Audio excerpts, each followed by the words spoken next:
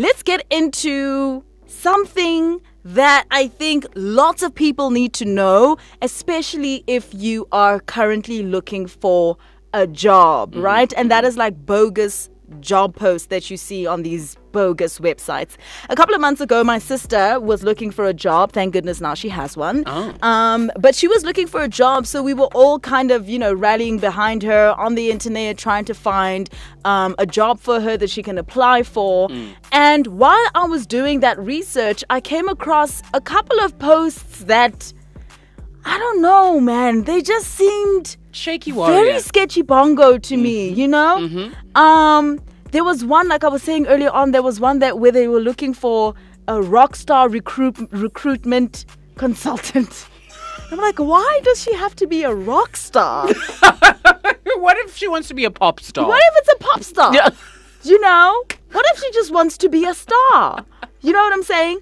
So those were the job posts that I did not send to her because it just didn't look... Something was dodgy. Something was off. Listen, and I feel like everyone is moving into trying to find employment that will still sustain them if they work from home, right? Yeah. And that would mean going online, seeing what job posts on Twitter, social media, on your job portals. So you need to know where and when is the appropriate time to send through your CV and make sure that your information won't be just used in any shape, way, or form. Exactly. And I think that because of the pandemic as well, because of the way in which the economy is set up, and because the person looking for a job is already unemployed, you don't want to be sitting there looking at this job post and wasting money to print your CV, taking a taxi to go and drop it off. Ganti, it's not the real deal, right? Yeah. So we're going to help you out with this one because we're quite curious about it as well. Yes, and because of this, we are going to need an expert to just shed some light on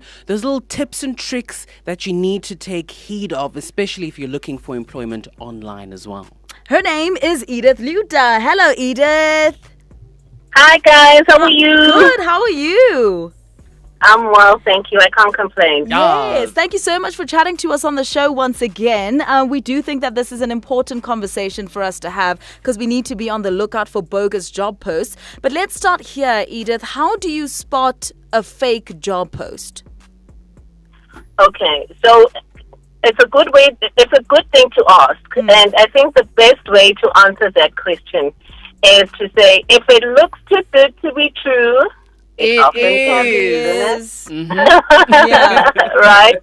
And that's the first way to look at whether the job is real or not, But if you recall our previous conversations that we've had before, I've always said, make sure that you do your research properly. Don't just cast the net out there and hope someone's going to catch. You know what I mean? Yeah. Because if you do your research properly, I can assure you guys that you will be able to decipher the good guys versus the bad guys. And there are good guys and there are bad guys on the net. Yes, absolutely. Yeah. Is it safe? So, is it safe to post your CV on like your online job portals just all willy-nilly? Yeah.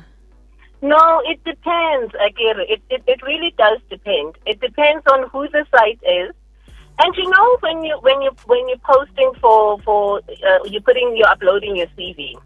There are a couple of steps that you're going to take, and then you'll see that if the site does not have a privacy policy, which I encourage the wires to read because often we don't read those things. We just click and agree and we move on. Yeah. But you actually do have to read the privacy policy.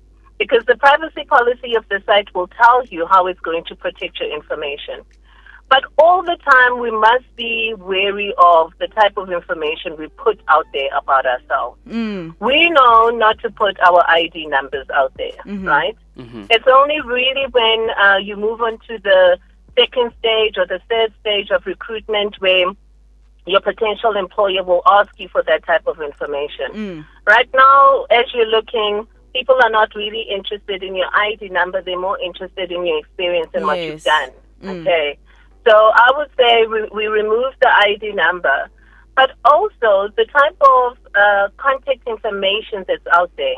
You want your potential employer to find you, and you want to be available for your potential employer. An interesting article I read actually says that some job seekers in the UK, what they do is that they open accounts, like email accounts, just for their job search. Okay, which I thought was quite clever. Oh, that's a good idea. Yeah.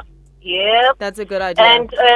And what they do is that it helps them log, because you do have to log where you sent your CV to, you know? Okay. And because I get it, you would have done your research and you would have focused on who you want to be employed by, which sector you want to be in, if you want to be in communications or banking or whatever it is, you focused your search, right? And you now you understand which portals you're going to then engage. But it's important to read the privacy policies of those portals, because then you'll be able to decipher the real guys from the bad guys. Yes, and that's the thing. And you're right in saying that often when we come across those privacy policies, we just kind of click and move on. It is important for us to know what it is that we're putting on, the internet. Now, Edith, let me ask you this last question. Is it legal to be asked to pay for application of employment?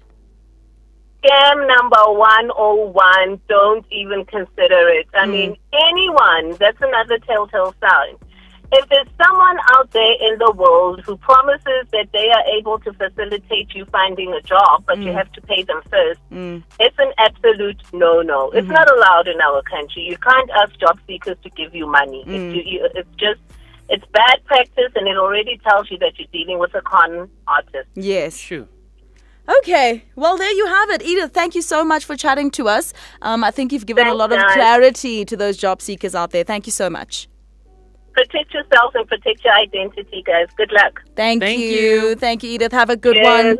All right, so there you have it. Do not just give your information out, guys. If someone is asking you for money, no. Also, the fine print, read it. Read it. It's important. Read it very carefully. The Shakedown.